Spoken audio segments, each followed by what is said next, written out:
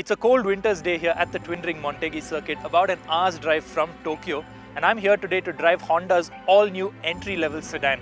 This is the new Honda Amaze, and what's more important, other than the fact that it is Honda's first attempt at an entry-level sedan, is the fact that this is also the test bed for Honda's first compact diesel engine, an engine that will have a lot of significance to the Indian market. This is only one of a kind. This is the only test car that they have currently with Honda. So let's have a quick drive and tell you a lot more about this car and this engine. Look at it face to face and the Amaze can be mistaken for the Brio, except for minor tweaks like the split chrome strip supporting the Honda badge and a subtly redesigned body-colored front bumper. To smarten up the three-box design, Honda has added a separate edgy shoulder line that starts short of the rear door handles and flows to the angular tail lamps. The boot itself gets a prominent chrome strip a la the Desire, and the design team have focused on maximizing the glass area to increase visibility. But it's really only when you look at it from this angle, from the back, that you notice that this is of course an entry-level sedan. And like all entry-level sedans currently in the Indian market, the new Desire and the Indigo CS for example, it is a notchback. But what Honda have done here is they've managed to integrate the notchback really well into the design, and the Brio's cuts and flashes carry over really well to make this car look extremely well proportioned in the metal. With an overall length of 3,990mm, the Amaze slots under the crucial 4-meter mark that will allow excise duty benefits in India. The overall width and height remains the same as the Brio, but Honda has extended the wheelbase by 50mm to add more room for rear passengers. Honda's man maximum, machine minimum design theme carries over into this car as well. And what I remember from road testing the Brio was that it was an incredibly spacious cabin, and that's the same case with the Amaze.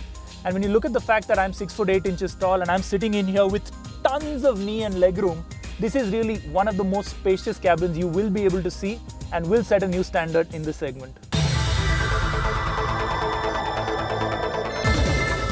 In a first for Honda in India, the Amaze will be launched with two engine options.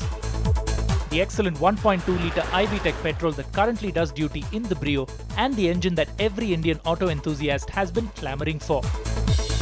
Honda's first all-new small-capacity diesel built especially for India. Honda has always taken a lot of pride in the fact that it makes class-leading, excellent engines, and it promises to be no different with this all-new 1.5-litre Earth Dreams iDTEC diesel engine.